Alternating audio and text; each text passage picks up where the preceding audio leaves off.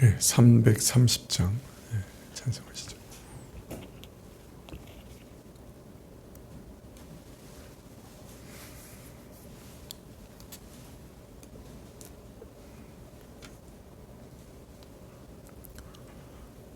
(330장) 고통의 멍에 벗으려고 예수께로 나옵니다. 자유와 기쁨 베푸시는 주께로 옵니다. 병든 내 몸이 튼튼하고 빈궁한 삶이 부해지며 죄악을 벗어버리려고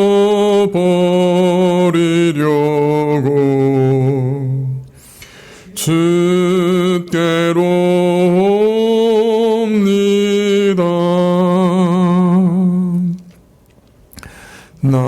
낭패와 실망 당한 뒤에 예수께로 나옵니다. 십자가 은혜 받으려고 주께로 옵니다. 슬프던 마음 위로받고 이 생의 풍파 잠잠하며 영광의 찬송 부르려고 주께로 옵니다. 교만한 마음을 내버리고 예수께로 나옵니다.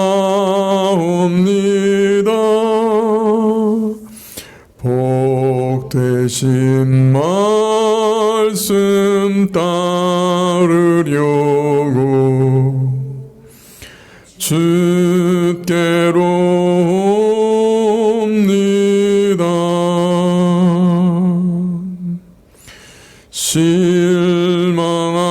실망하니 몸 힘을 얻고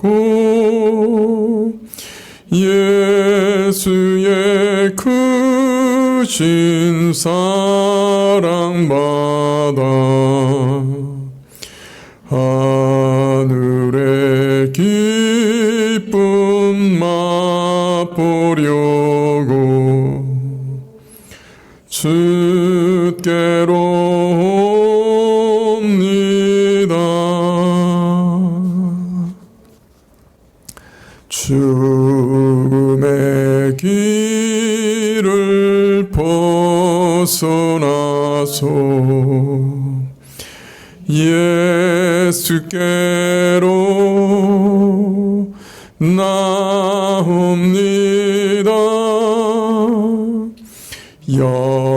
영원한 집을 바라보고 주께로 옵니다. 멸망의 포구에 연하와 평화의 나라 다다라소 영광의 주를 배우려고 주께로 옵니다.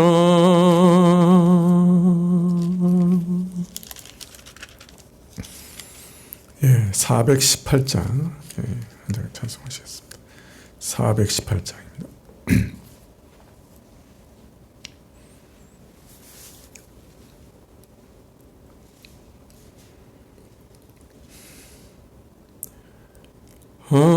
하나님 사랑은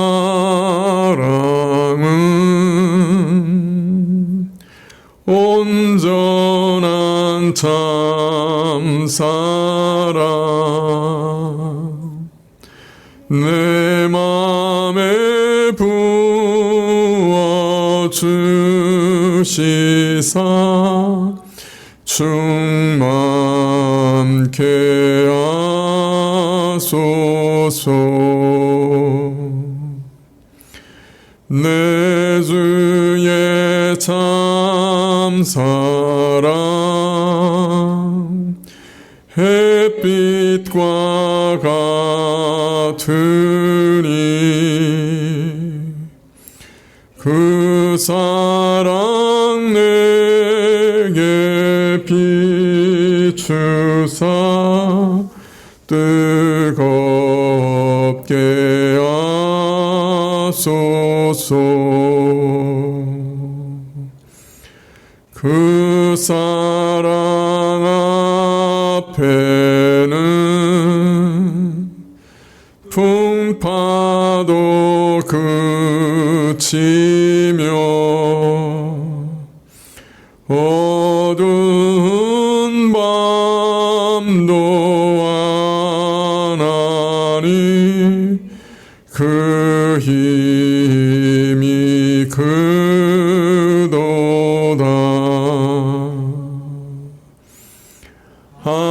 하나님 사랑에 참 자유 있으니 내 맘과 영에 채우사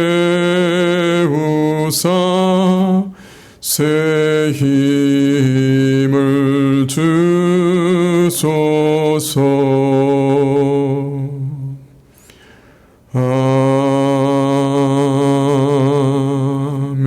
아멘.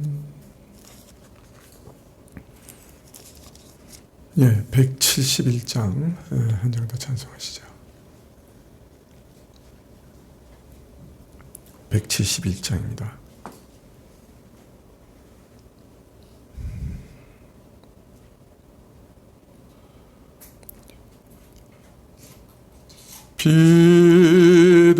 비둘기 같이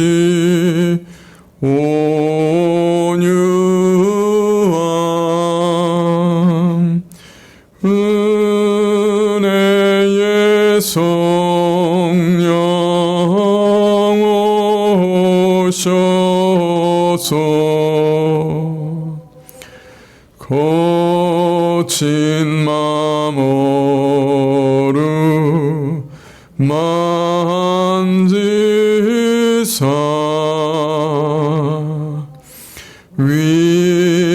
위로와 평화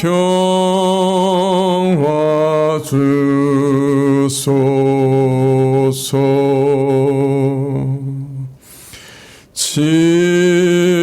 진리의 빛을 비추사 주의 길 바로 걸으며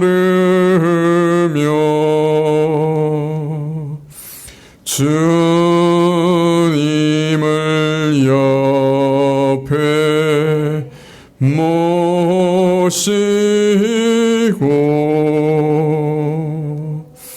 경건히 살게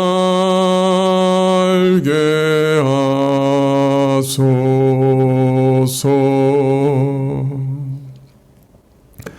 주님과 동행하면서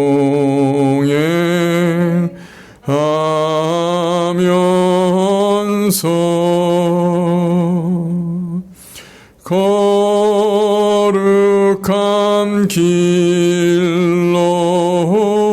행하며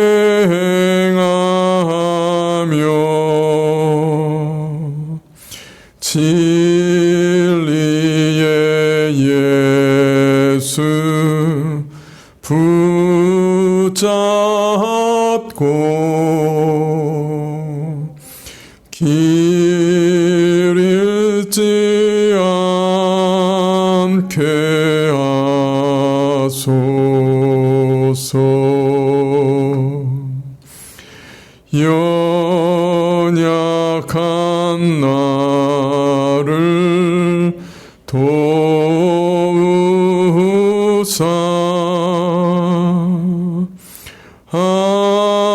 하늘의 먼 길 다가서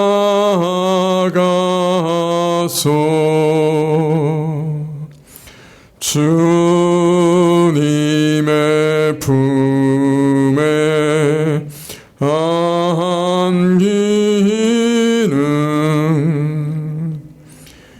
영원한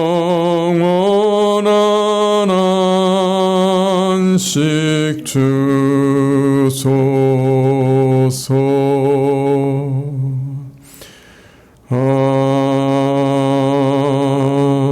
아멘.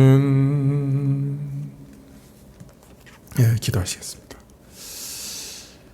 예, 아버지 하나님, 예, 오늘 주중에 또 우리를 불러주시니 감사합니다.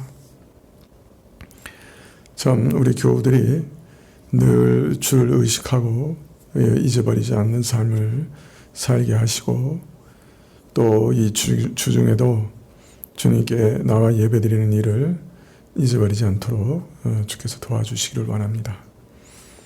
바쁘고 곤고한 삶 가운데서 참 여러 가지 두려운 일들도 많고 혼란스러운 일들도 많은 삶 가운데서 참 하나님 외에는 어디 피할 길이 없는 것을 분명히 알게 해주시고, 하나님께서 우리에게 예비하신 그 천국을 소망하는 가운데 하나님과 동행할 때 비로소 모든 두려움에서 벗어날 수 있는 것을 깨닫게 하여 주시옵소서.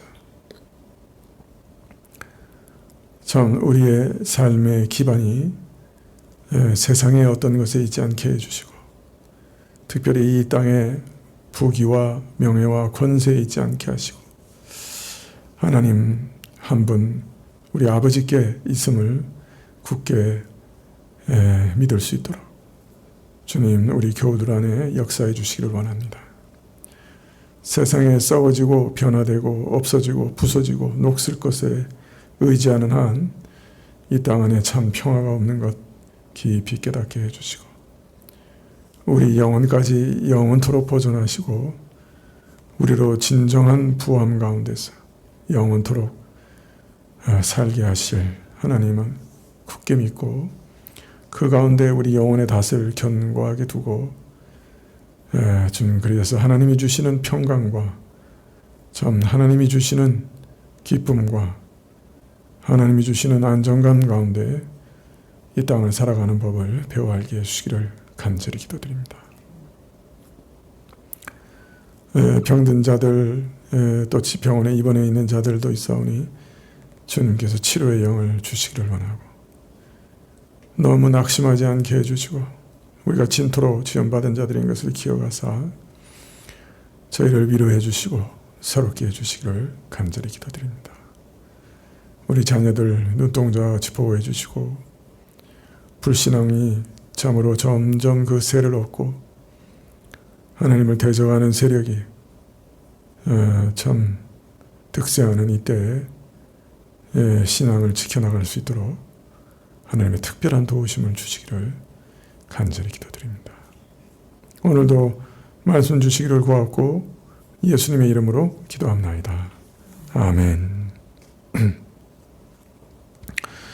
말씀은 고린도전서 3장 9절부터 17절까지 말씀입니다.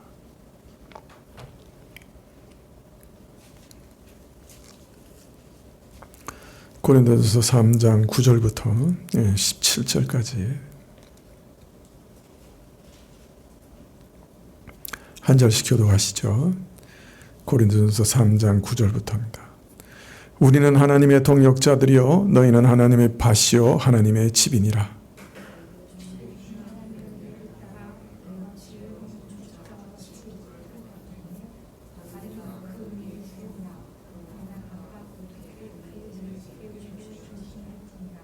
이 닦아둔 것 외에 능히 다른 터를 닦아둘 자 없으니 이 터는 곧 예수 그리스도라.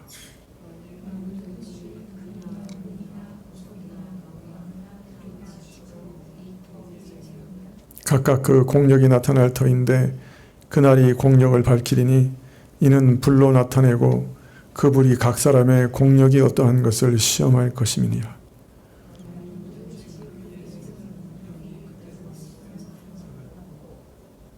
누구든지 공력이 불타면 해를 받으리니 그러나 자기는 구원을 얻되 불 가운데서 얻는 것 같으리라.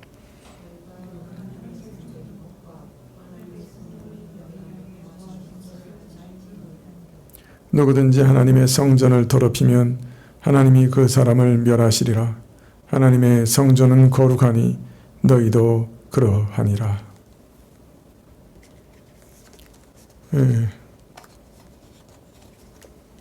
원래 오늘 이제 정길로 강도사님 설교하실 것이라고 광고가 다 나갔는데 정길로 강도사님이 조금 감기에 걸려서 오늘 설교를 못 하시게 됐습니다.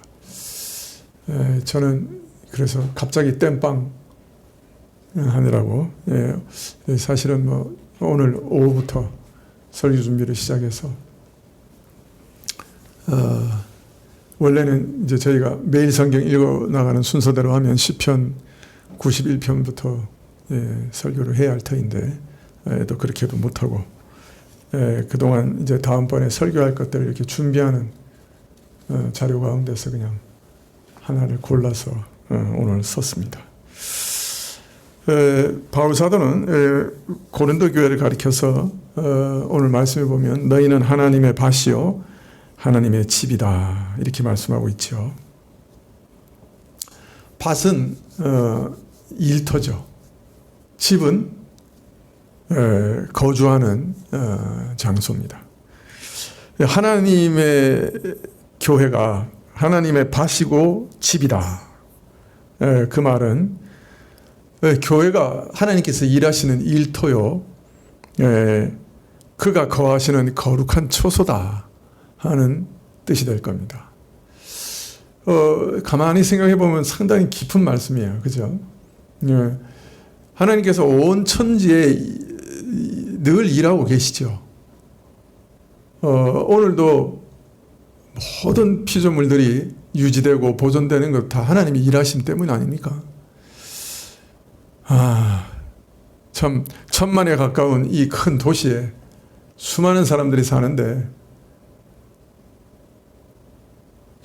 이 사람들이 먹을 것을 농사짓는 밭이나 논 거의 찾아볼 수가 없는데 다 먹고 살아요. 저는 서울을 볼 때마다 참 하나님의 은혜가 크시다 그런 생각이 들어요. 사람이 물론 열심히 일하고 노력하고 애써서 먹고 살지만 성경에 보면 그 모든 것 하나님이 지혜로 다 나누어 주시는 것이다. 선인이나 악인이나 햇빛을 주시고 먹을 것을 주시는 분이 하나님이시다. 그러시죠? 이 온 우주가 사실 하나님의 일터예요. 그런데 이 교회가 특별히 하나님의 일터다 할 때 그 말의 의미는 아마 하나님께서 가장 관심 가지시고 또 하나님께서 가장 집중하시고 또 하나님께서 정말 영원토록 가치 있는 일을 하시는 곳이 바로 이 교회다 하는 의미라고 할 수 있겠죠. 그러므로 하나님께서는 이 교회 안에 지금도 분명 역사하시고 일하시고 계시다 하는 것을 오늘 우리에게 이 말씀을 알려주고 계시죠. 또 교회는 하나님이 거하시는 집이다. 여기서 교회라고 말할 때는 이 건물 말하는 거 아닌 거 아시죠?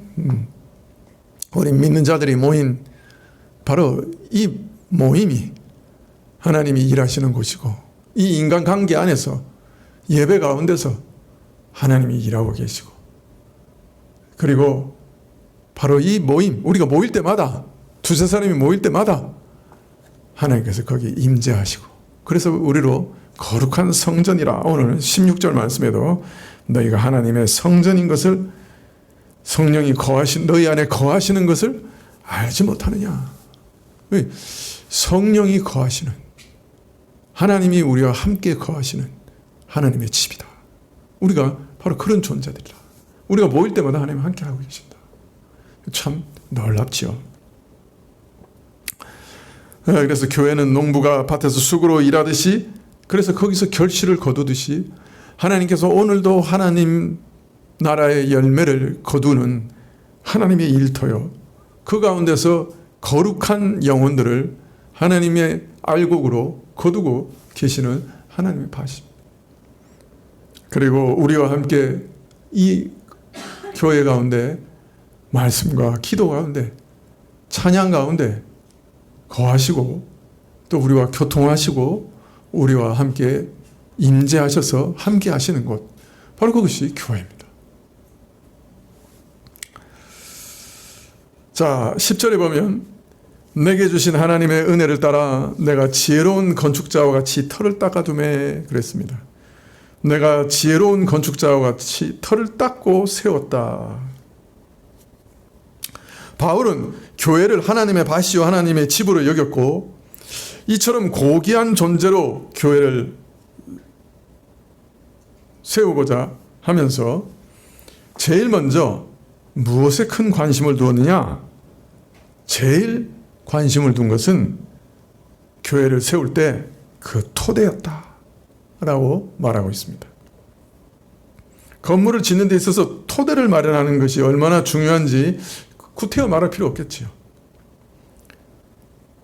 교회 건물 전체를, 그 건물 전체를 떠받치는 것이 결국은 그 건물의 토대고, 그 건물이 서고 무너지는 것은 그 토대가 얼마나 건실하냐 아니면 부실하냐 하는 것에 달려있지 않습니까? 그러니 그 토대가 얼마나 중요한가 하는 것은 뭐 굳이 말할 필요가 없겠죠.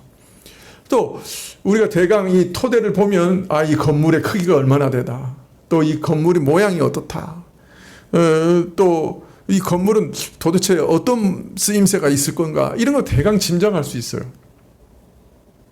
따라서 토대라고 하는 것은 모든 건축물의 근본이 되는 것이다, 이렇게 말할 수가 있겠죠. 그래서 교회 자체는 눈에 보이는 그런 건물은 아닙니다만은 이 토대라고 하는 것, 이 교회를 건물에 비교해서 말씀하실 때 이 토대라고 하는 것은 건물이 서고 넘어짐을 좌우하는 것이니까, 교회가 건물에 비유할 때 그 터라고 하는 것은 교회가 서고 넘어지는 것을 좌우하는 중요한 것이라고 말할 수밖에 없을 겁니다. 즉 교회를 세워나갈 때 교우들이나 특히 목회자들이 한 교회를 세워나갈 때 가장 중요시해야 되는 게 뭐냐? 그것은 바로 토대라. 그렇게 말씀하고 있어요.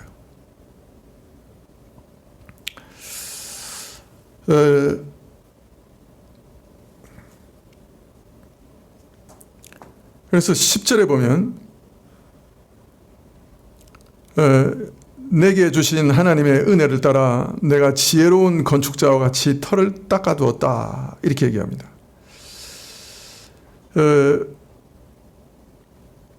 바울은 고린도 교회를 세우면서 토대를 마련할 때 하나님께서 자기에게 주신 은혜를 따라서 토대를 세웠다, 그렇게 말하죠. 건물이 무너지고 세워짐을 좌우하는 근본적인 토대와 같은 것, 그것을 세울 때 하나님께서 자기의 주신 은혜를 따라 세웠다. 이 말은 무슨 말이에요? 교회는 그 토대부터 사람의 능력으로 세울 수 없다. 그냥 대한예수교 장로회 무슨 교회 그래가지고 건물 하나 얻고 거기 사람들 막 모아놓으면 사실 그 교회가 되는 거 아니에요. 교회는 근본적으로 하나님께서 세우시는 거예요. 그 토대부터 하나님의 은혜로만 세우실 수 있어요. 많은 사람들이 이 사실을 잊어버리는 것 같아요. 사람이 많이 애쓰고 노력하고 사람들이 모이고 건물이 있고 예배도 드리고 그러면 그게 교회다. 그러나 사실은 그렇게 모여도 교회가 아닐 수가 있어요. 그 토대가 그리스도가 아니면 그건 교회로 설 수 없는 거예요.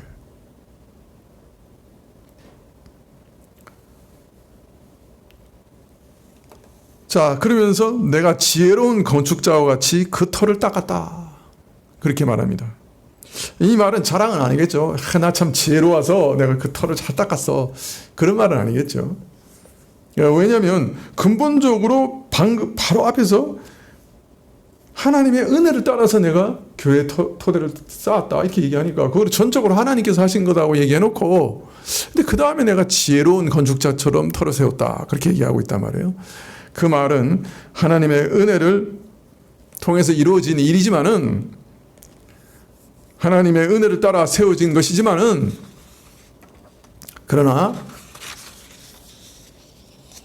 하나님께서 참으로 바울을 지혜로운 건축자처럼 잘 사용하셔서 그 지혜 가운데 옳고 바른 것으로 교회의 터를 세우게 하셨다. 즉 고린도 교회가 그 터에 있어서는 지혜롭게 옳고 바른 것 가운데 세워졌다 하는 고백이라고 할 수 있겠죠. 자, 이 토대 위에 고린도 교회를 앞으로 계속 세워나가야 할 후임 사역자들을 향해서 이렇게 경계하십니다. 고린도전서 3장 10절 하반절에 다른 이가 그 위에 세우나 그러나 각각 어떻게 그 위에 세우기를 조심할지니라. 이 닦아둔 것 외에 누가 다른 터를 닦아둘 자가 없으니 이 터는 곧 예수 그리스도라. 바울이 자기 다음에 고린도 교회에서 사역할 사역자들에 대해서 가장 조심해야 될 게 뭐냐 하는 것을 알리시되 바울이 세운 이 토대를 건드리지 말라. 이 토대를 바꾸거나 무너뜨리지 말라. 이렇게 얘기합니다. 왜냐하면 이 터는 바로 예수 그리스도시기 때문이다. 이 토대는 곧 예수 그리스도시기 때문에. 자, 바울이 자기 재주나 능력으로 세운 거 아니고 하나님의 은혜로 세운 토대가 왜 누구도 바꾸거나 변질시키면 안 되느냐? 그것은 바로 그 터가 예수 그리스도셨기 때문에. 그리스도의 참된 토대는 그 어떤 것도 대신할 수 없는 유일한 토대는 바로 예수 그리스도시다. 예수 그리스도 위에 세워져야 하며 그 어떤 다른 것도 대신할 수 없는 것이다.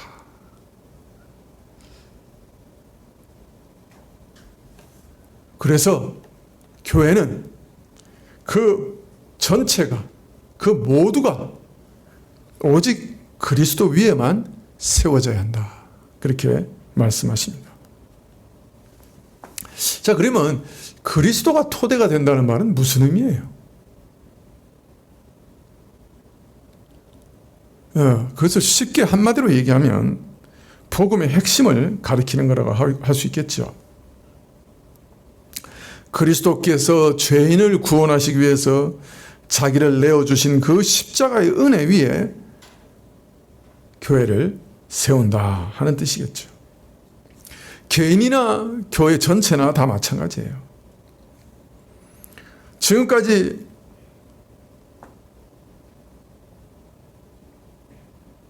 살아왔던 것과는 전혀 다르게 나를 용서하시고 죄에서 구원하시는 예수님의 은혜 위에 새로운 삶을 살게 되는 것, 그것이 신자지 않습니까? 그리고 그런 자들이 모이는 곳이 교회 아닙니까? 자, 그런데 그리스도의 용서의 은혜를 경험하게 되면 모든 것이 달라져요.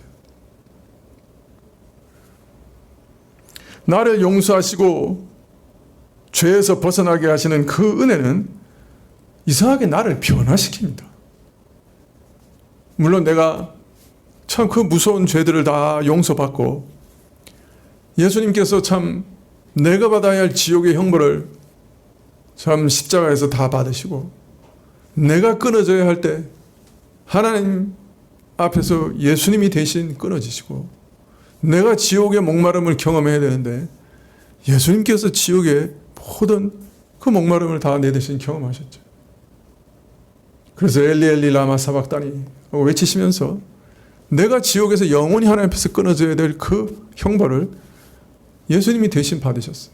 하나님 왜 나를 버리셨습니까? 진짜 버림을 받으셨어요. 하나님이신데 하나님의 버림을 받으셨어요.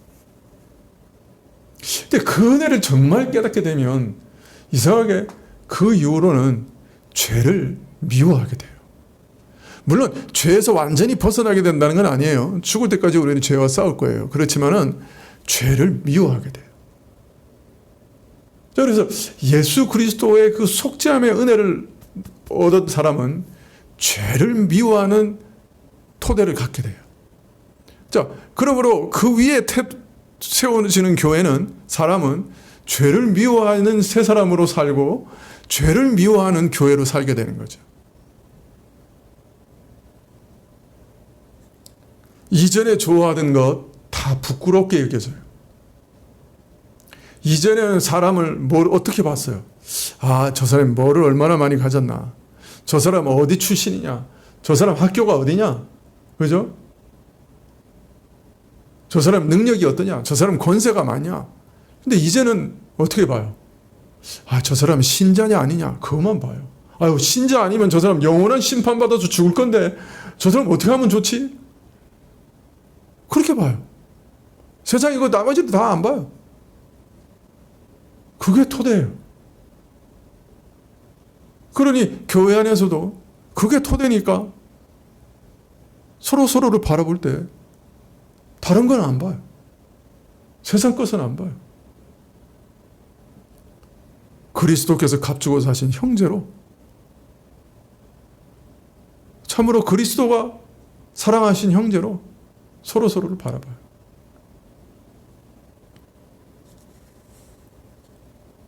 이전에 싫던 것이 귀중한 것이 돼요. 예수 그리스도 그 은혜를 받으면 이전에는 성결하게 사는 것, 이전에는 거룩하게 사는 것, 이거 십계명을 지키며 사는 것, 예수님의 산상수훈을 따라 사는 것, 그렇게 버겁고 그렇게 귀찮고 그렇게 나를 얽매이는 것 같고 힘들었는데 이제는 그리스도의 그 구속의 은혜를 느낀 다음에는 그것보다 더 아름다운 삶이 어디 있는가? 그보다 더 귀한 삶이 어디 있는가? 내가 지금 당장 그렇게 살지 못해서 그렇지만은 그래서 내가 죄를 매일 회개하지만은 그러나 그보다 더 값진 것이 어디 있는가? 그렇게 여기게 돼요. 자, 그러니 교회도 각 개인의 삶도 어떻게 변화되겠어요? 하나님의 말씀을 따라 살아가는 것, 서로 사랑하는 것, 서로 섬기는 것, 그런 것 기뻐하게 되죠. 다른 사람 위해서 희생하는 것, 그것 좋아하게 되죠.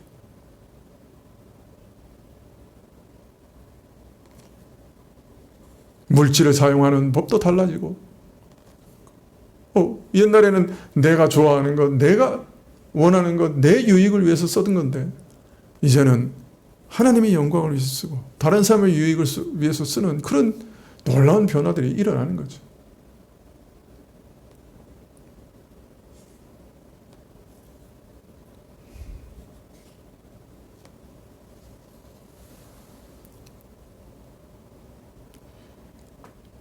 자, 이처럼 신자 개인이나 교회 전체로나 우리를 지탱하는 토대가 그리스도이기 때문에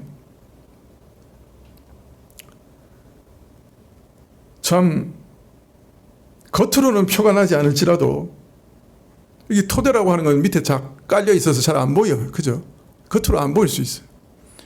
그렇지만 우리 삶의 토대가 완전히 바뀐 거예요. 그래서 건물의 토대를 허물고 새로 바꾸듯이 내 삶이 완전히 근본적으로 바뀐다. 왜? 내 삶의 토대가 그리스도시니까. 이제는 내가 의지하고 사는 것이 내가 가진 뭐가 아니에요. 내가 가진 실력이나 내가 가진 무엇이 아니에요. 내가 가진 물질이 아니에요. 내 삶의 토대가 그리스도시에요. 그리스도를 의지하고 살아요. 늘. 그리스도만 영화롭게 되기를 바라고 살아요. 자, 그런데 그 그리스도가 교회의 토대인데, 우리 개인의 토대인데, 그 그리스도가 진정한 토대가 아니라면 신자나 교회는 그 삶이, 그 교회가 무너지고 말아요. 실제로 고린도 교회 형편이 바로 그랬어요. 토대가 바뀌었어요. 그리스도를 바라보고 시작한, 오직 그리스도 위에 세워졌던 교회가 갑자기 사람들을 보기 시작했어요. 눈앞에 보이는 지도자들을 보기 시작했어요. 그래서 교회가 갈갈이 찢어지기 시작했어요. 나는 베드로파다, 나는 아볼로파다, 나는 바울파다, 심지어는 에이 니들 다 보기 싫다, 나는 그리스도파다. 파가 다 나눠졌어요. 그래서 서로 경쟁하고 다투게 됐어요. 교회를 지탱하는 토대가 무너져버리고 교회를 하나로 묶어주던 끈이 사라져버렸어요. 자, 그 토대에서 떠나버리자, 그 은혜에서 떠나버리자, 우리 삶의 모든 기반이 오직 그리스도 한 분께 있고 그분이 나를 위해 죽으시고 나를, 나 같은 죄인을 용서해 주셨다고 하는 그 은혜에서 떠나버리자, 인간이 주인 노릇을 하고 서로 당을 짓고 서로 세력을 만들고 패거리를 만들어서 서로 싸우고 다투고 난리가 났어요. 오늘날 교회 안에서 다툼이 얼마나 많습니까? 참 이상하게 교회가 스스로 자멸하는 소리가 그렇게 들려요. 교회가 갈갈이 찢어지고 서로 나눠지고, 그래서 교회가 두 조각 나기도 하고, 그렇지 않아도 교회 안에서는 서로 다투고 서로 싸우고 서로 시기하고 질투하고 아주 갈갈이 나눠져 있어요. 왜 그래요? 가장 기반이 되는, 토대가 되는 그리스도에서 떠났기 때문에 그래요. 그리스도가 나를 용서해 주셨다는 그 은혜에서 떠났기 때문에 그래요.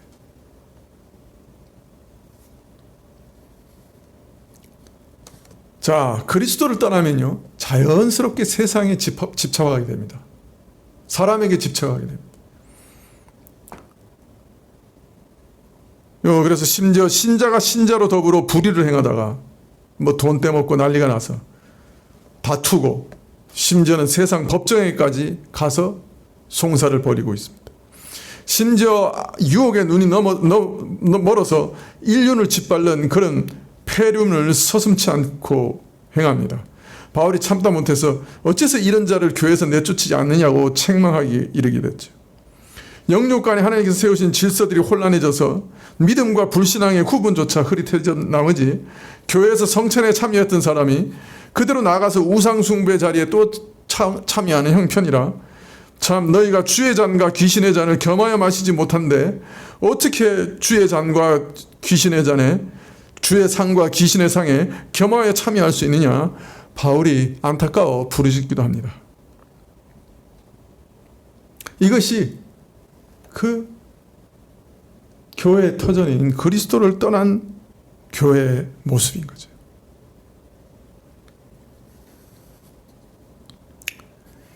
신자의 경우도 마찬가지입니다. 신자가 참으로 다양한 은혜의 축복을 누립니다만 이 죄사함을 받는 것, 이것이 얼마나 중요한지 몰라요. 사실 이 죄사함을 받았다고 하는 것에서 모든 것의 토대가 되지 않습니까?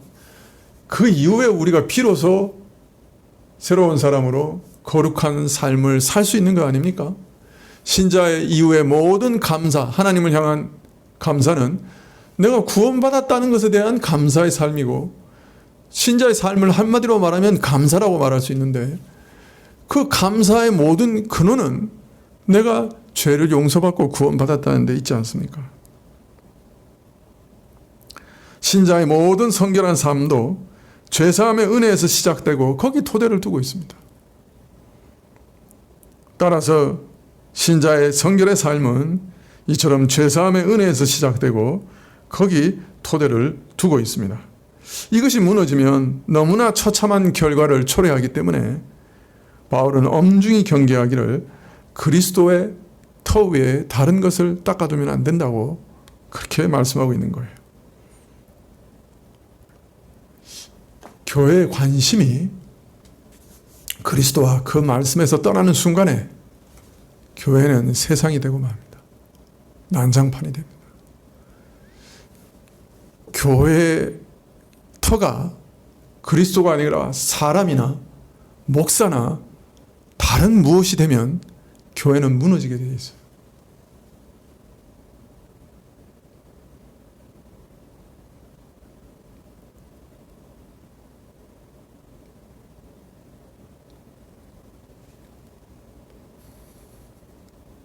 한국교회에 있어서 제일 문제되는 것 중에 하나는 사람에 의해서 교회가 세워지고 사람에 의해서 교회가 망가지는 거예요.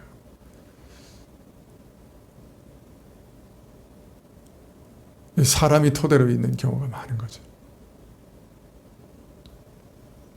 자, 그걸 어떻게 그리스도가 토대가 될 수 있도록 바꿀 수 있는가? 예, 그것이 참 교회가 교회다워지는 가장 근본적인 숙제입니다.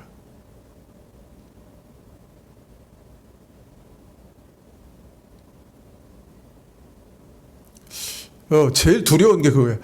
교회에서 목사님 없으면 안 됩니다. 그런 얘기 나오는 거.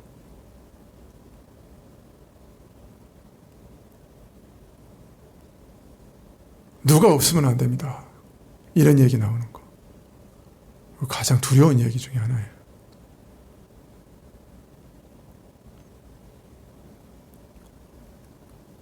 교회는 그리스도의 터 위에만 세워져야 합니다.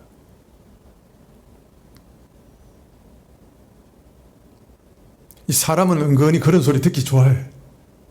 그래도 목사님 없으면 안 돼요.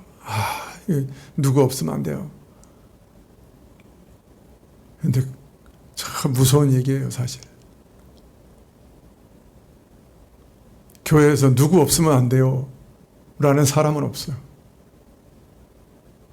그리스도만 교회의 토대.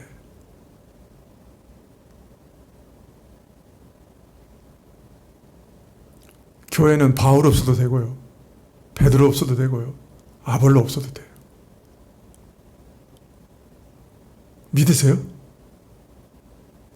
바울 없으면 하나님이 바울 같은 사람 하나 또 못 세우실까 봐? 베드로 없으면 베드로 같은 사람 하나 또 못 세우실까 봐? 아볼로 없으면 성경 해석할 사람이 없을까 봐?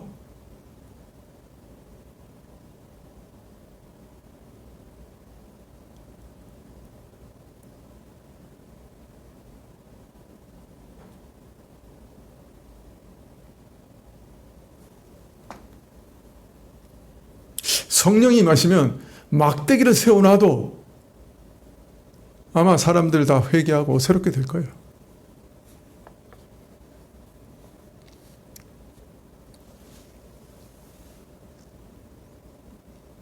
예, 목회자로서 참 답답한 것은 그거죠. 참 성령이 참 임하셔야 되는데, 이 말씀의 현장에 정말 성령이 임하셔야 되는데, 네, 목회자에게도 참 성령이 임하셔야 되는데, 예, 그거죠, 사실은.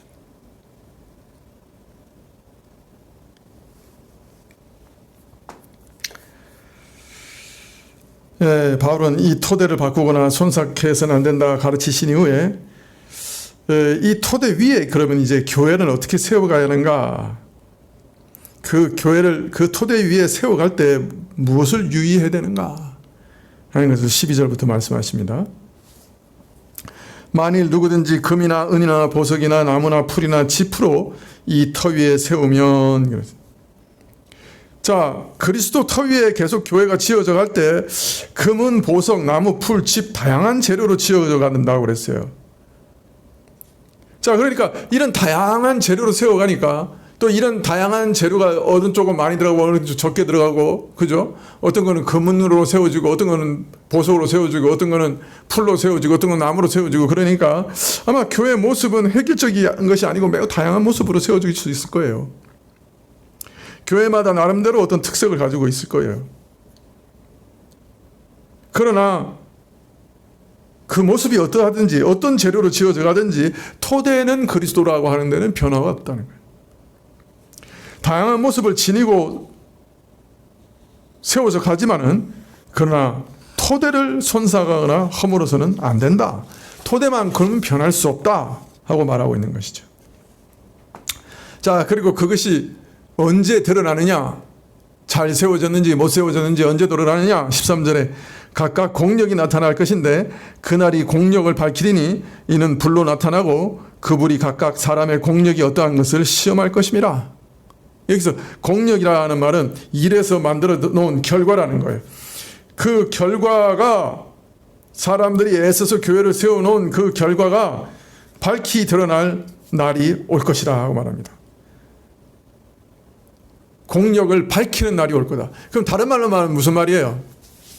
지금 교회 모습으로는 그 교회가 진짜 교회인지 아닌지, 그 교회가 올바로 세워졌는지 안 세워졌는지 확실히 알 수는 없다.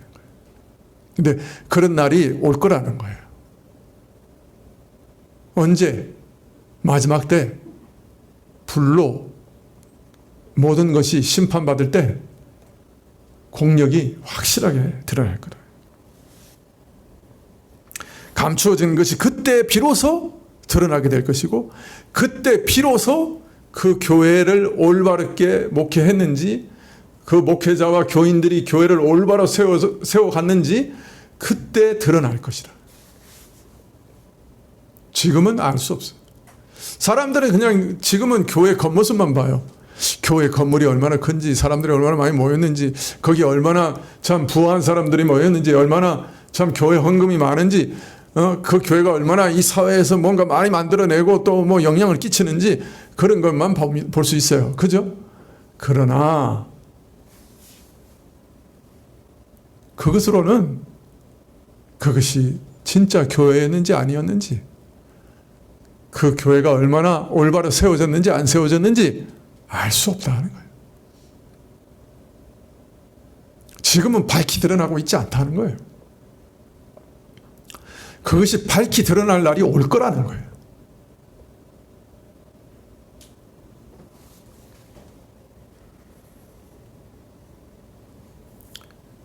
교회는 사람이 지은 것이 아니고, 교회는 사람의 것이 아니에요. 그리스도가 지으시는 것이고 그리스도의 것이에요. 또 거기 수종드는 일인 만큼 사람은 그 교회를 세워가는 일에 책임을 지게 돼 있어요. 그런데 그 결과가 이제 밝히 드러날 날이 올 겁니다. 불로서 그 공력을 시험하는 날이 올 겁니다. 진실한 모습이 드러나고 그때 올바로 평가될 겁니다. 애써 이룬 결과가 그 본질이 불로 시험하면서 드러낼 것이고 옳았다 잘못됐다 판단이 날 것입니다. 14절에 만일 누구든지 그 위에 세운 공력이 그대로 있으면 상을 받고 누구든지 공력이 불타면 해를 받으리니 그러나 자기는 구원을 얻되 불 가운데 얻는 것 같으리라. 금은 보석 나무 풀 다양한 것으로 지었으니까 다양한 차이가 있을 거라고 생각할지 모르지만은 이 마지막 날에는 딱 두 가지 차이밖에 안 나요. 하나는 타서 없어지느냐 아니면 남느냐 그밖에 없어요. 교회에 대한 평가는 남았느냐 불타느냐 그밖에 없어요. 단 한 가지 평가밖에 없어요.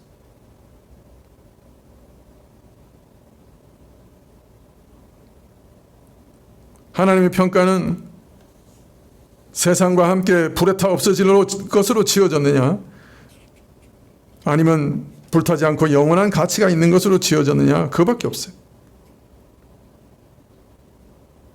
쉽게 말하면 세상 것에 속아서 세상 것으로 교회를 지었느냐 아니면 하늘에 신령한 것으로 세웠느냐 그것으로 평가를 받고 책임을 질 거다.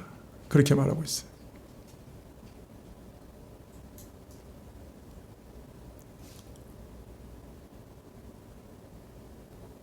제 동기가 옛날에 그 신동아 그룹에서 이렇게 돈을 대서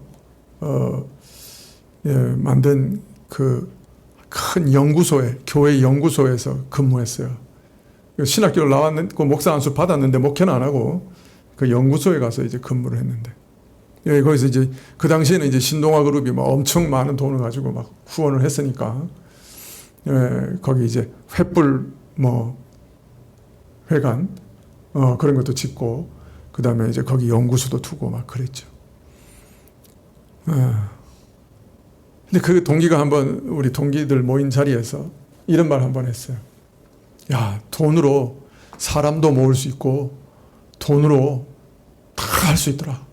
근데 딱 하나는 못 하더라. 돈으로 사람은 못 구하고 돈으로 진짜 교회는 못 세우더라. 사람 다 모을 수 있고 건물도 지을 수 있고 다 해도 자기 보기에는 사람을 구원하는 장소는 아니고 그게 교회라고 생각되지도 않더라.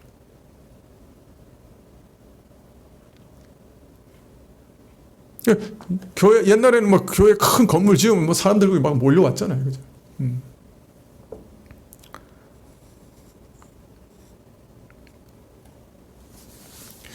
각 사람이 목회자가 다양한 모습으로 교회를 세워가겠지만은 평가 기준은 단 하나예요.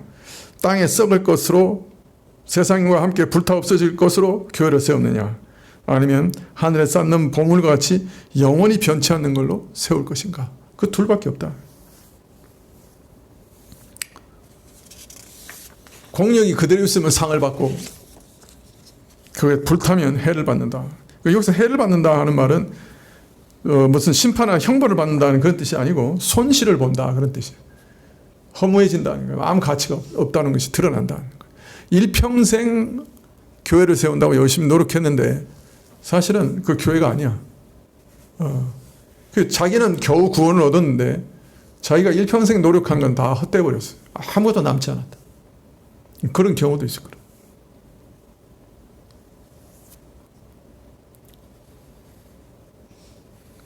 (16절에) 너희가 하나님의 성전인 것과 하나님의 성령이 너희 안에 거하는 것을 알지 못하느냐. (17절에) 너희가 누구든지 하나님의 성전을 더럽히면 하나님이 그 사람을 멸하시리라. 하나님의 성전은 거룩하니 너희도 그러하니라. 하나님의 성전은 거룩하다고 말합니다. 예, 즉 교회에 있어서 진정한 영광이 뭐냐? 교회의 크기도 아니고 건물의 웅장함도 아니고 사람이 많이 모였느냐 적게 모였느냐도 아니고 거룩이라. 교회를 참으로 영광스럽게 하는 것은 거룩이라. 내면의 성결이라. 그리고 그리스도의 그 구속의 십자가의 은혜로 인해 우리 삶 속에 드러나는 진정한 변화라. 이것이 진정한 교회의 아름다움이다.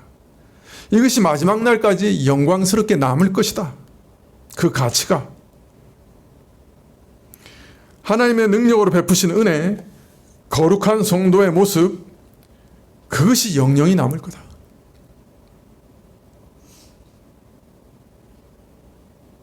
그리고 그 영광과 그 아름다움이 얼마나 중요하냐, 교회의 거룩이라는 영광이 얼마나 중요하냐, 교회의 성결을 파괴하는 자는 하나님께서도 그를 멸하시리라, 그렇게 말하셨어요.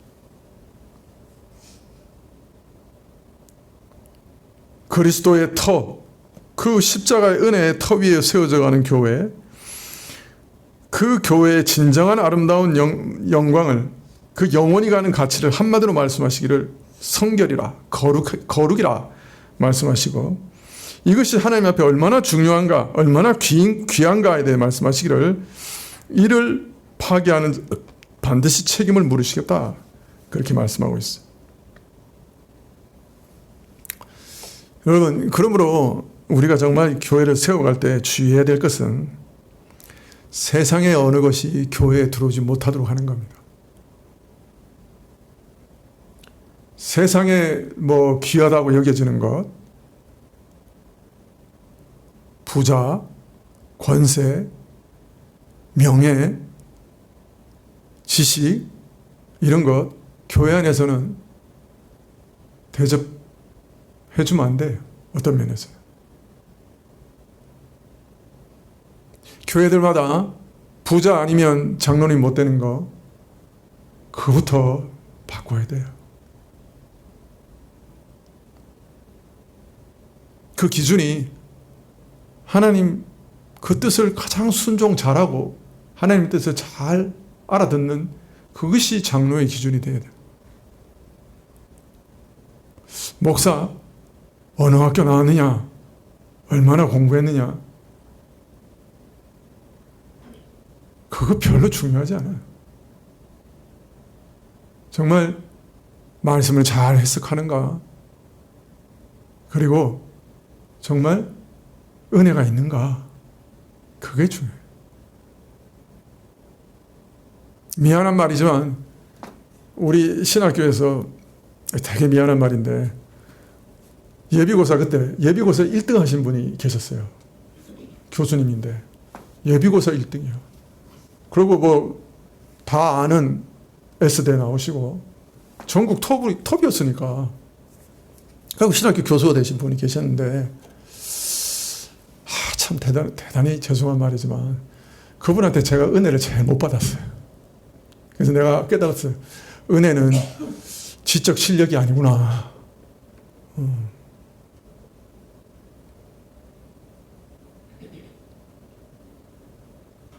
우리 교회도 앞으로 목사를 세울 때 그 사람이 어떤 사회에서 얼마나 공부했느냐, 그거는 중요시 여길 필요가 없다. 그 사람이 정말 은혜가 있는가. 이렇게 얘기해놓고 내가 우리 강도사님 보고는 석사학위 하라고 그랬잖아요. 교회가 뽑을 때 석사학위 안 하면 안 뽑아주라서, 설교할 기회가 없어서 석사하라 그랬지. 석사학위 잘한다고 설교 잘하고 은혜 많이 받는 거 아니에요. 물론 현실 세계에서 교회가 새롭게 뽑을 때 많이 공부하는 사람 먼저 생각할 수밖에 없는 처지니까 그렇게 했지만, 본질을 얘기하면 많이 공부했다고 설교 잘하거나 은혜가 넘치는 거 아니고 사람 변화시킬 수 있는 것도 아니에요. 박사, 죄송한 말이지만 열불박자고요. 석사, 돌석자예요. 네. 교회에서는 아무 소용없어요. 솔직히 말하면. 제가 박사도 못 되고 석사도 못 된 사람이 이런 얘기 하는 거예요. 못 돼서.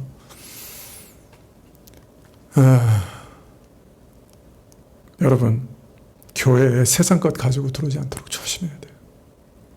저 사람이 많이 공부했으니까, 저 사람이 사회에서, 지위가 높으니까 교회에서 대접해줘야지. 그렇게 할 필요 없어요.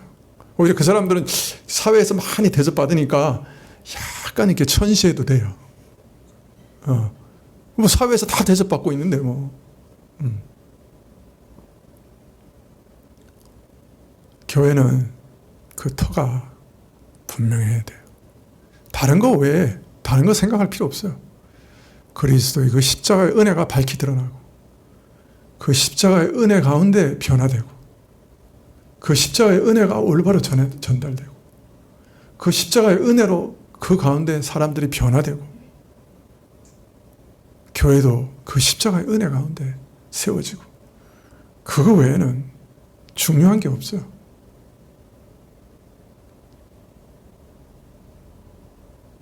그래서 우리가 더욱 조심해야 돼요.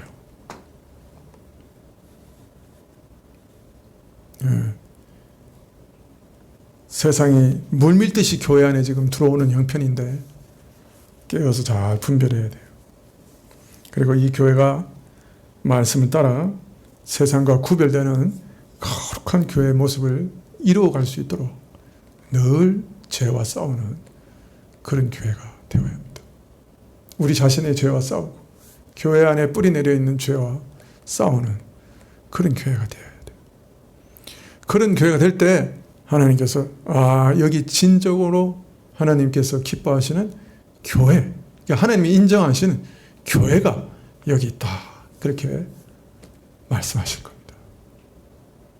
그렇지 않으면 고린도 교회처럼 그냥 산지사방으로 깨져서 그냥 사람들이 그 가운데서 오히려 참 양육을 받는 것이 아니라 고통을 받는 그런 교회가 되든지 아니면 교회로 인정받지도 못하는 그런 처참한 모습이 될 수도 있습니다. 모이는 것 중요하죠. 그러나 모이는 것만으로는 안 됩니다. 교회는 그리스도 때문에 모이고 그리스도의 속죄의 은혜 가운데 세워지고 그리스도의 속죄의 은혜 때문에 변화되어야 됩니다.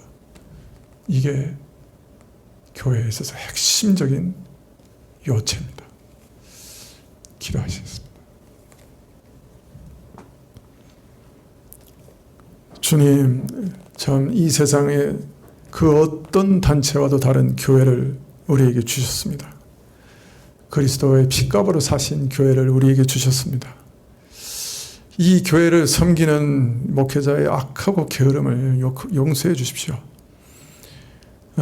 무엇보다도 참 그리스도 그 터전 위에 늘 교회를 세우는가 스스로 돌아볼 수 있게 해주시고 주님, 바라옵고 원하옵기는 사람 위에 세우지 마시고 그리스도의 말씀 위에 이 교회를 세우시기를 구하고 또 앞으로 세워질 모든 목회자들도 참 말씀 위에 교회를 세우고자 하는 그런 목회자들을 이 교회에 세우셔서 이 교회로 든든한 터전 위에 세워져 가는 교회가 될 수 있도록 역사해 주십시오. 예수님의 이름으로 기도합나이다. 아멘. 주기도문으로 예배를 마치겠습니다. 하늘에 계신 우리 아버지시여, 이름이 거룩히 여김을 받으시오며 나라가 임하옵시며 뜻이 하늘에서 이룬 것 같이 땅에서도 이루어지이다. 오늘날 우리에게 일용할 양식을 주옵시고 우리가 우리에게 죄 지은 자를 사하여 준 것 같이 우리 죄를 사하여 주옵시고 우리를 시험에 들게 하지 마옵시고 다만 악에서 구하옵소서. 대개 나라와 권세와 영광이 아버지께 영원히 있사옵나이다. 아멘.